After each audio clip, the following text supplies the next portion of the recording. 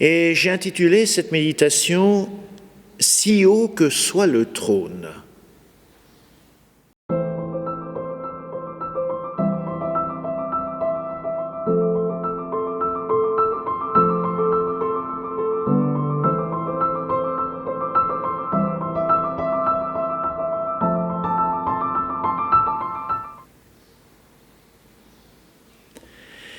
De l'évangile de Jésus-Christ selon saint Matthieu.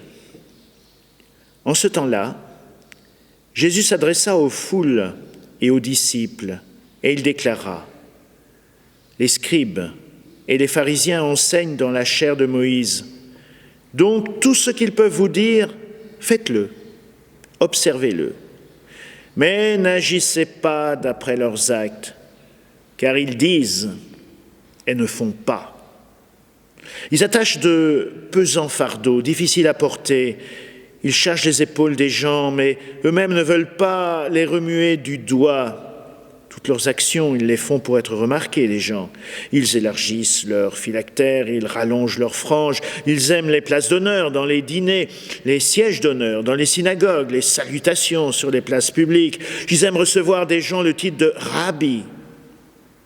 Pour vous, ne vous faites pas donner le titre de rabbi, car vous n'avez qu'un seul maître pour vous enseigner. Vous êtes tous frères. Ne donnez à personne sur terre le nom de Père, car vous n'avez qu'un seul Père, celui qui est aux cieux. Ne vous faites pas non plus donner le titre de Maître, car vous n'avez qu'un seul Maître, le Christ.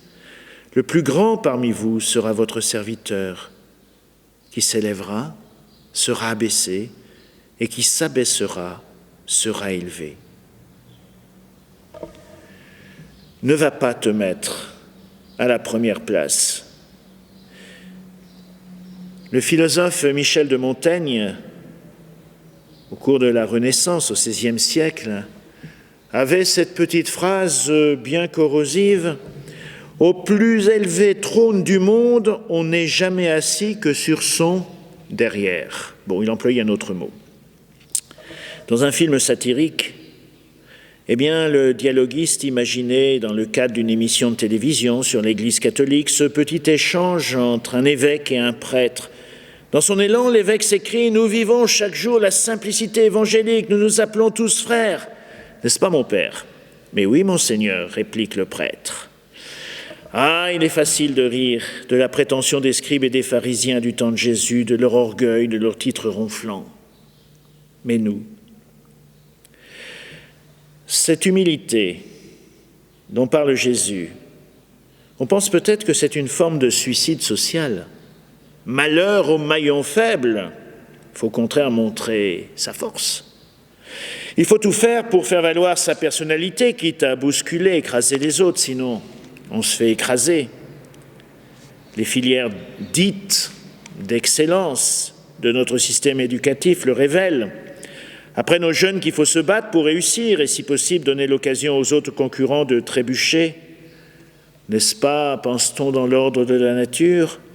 Les antilopes les plus faibles sont dévorées en premier par les lions, ce qui permet à l'espèce entière des antilopes de s'en trouver mieux par sélection naturelle. Aujourd'hui, on dira peut-être à un jeune en classe préparatoire : il faut se battre pour réussir. L'humilité, c'est pas de la musculation. Et si c'était justement le contraire ? L'humilité est l'équilibre, comme peut faire le sport pour se tenir en bonne forme physique. Il est bon de vouloir être quelqu'un, mais une personnalité, c'est un équilibre très délicat entre l'affirmation de soi, qui est légitime, et les relations avec les autres. Ne les voir que comme des concurrents à écraser, à surpasser, c'est entrer dans un isolement qui n'est pas longtemps supportable. On laisse se développer des réflexes malsains, l'orgueil, la vanité, la domination, qui va parfois jusqu'au sadisme. Voici une petite anecdote en rapport avec cette vision très hiérarchisée. Sur les immenses porte-avions de la marine américaine, les équipages sont très très nombreux. C'est une véritable ville flottante. Et les officiers pilotes en sont l'aristocratie. Ils n'ont guère l'occasion de côtoyer les simples matelots qui s'activent à toutes sortes de tâches. Charles Plumb était l'un d'entre eux, un officier pilote de chasse, ce qui est plus prestigieux, en opération au Vietnam à l'époque. Lors d'une mission, son avion fut abattu, put s'éjecter de son appareil en flammes et atterrit avec son parachute dans une zone contrôlée par l'ennemi. Capturé par les communistes vietnamiens, il passa 6 ans de captivité, il arriva à survivre à ça et décida de donner des conférences pour partager avec le public son expérience. Un jour, à l'issue de sa présentation, il voit s'approcher un homme qui lui confia « J'étais dans le même porte-avions que vous. Je me suis occupé de votre parachute. » Et l'ancien pilote lui exprima aussitôt toute sa gratitude. L'homme, en toute simplicité, fit un geste de la main, répliqua « Ne me remerciez pas, je suis juste content que ça ait marché. » En fait, Charles Plumb, l'officier, n'avait jamais pensé que quelqu'un avait effectivement pris soin de son parachute. Combien de fois avait-il croisé ces matelots anonymes sans les voir ? Car voyez-vous, il était pilote de chasse. Et cet homme qui s'occupait des parachutes n'était qu'un simple marin.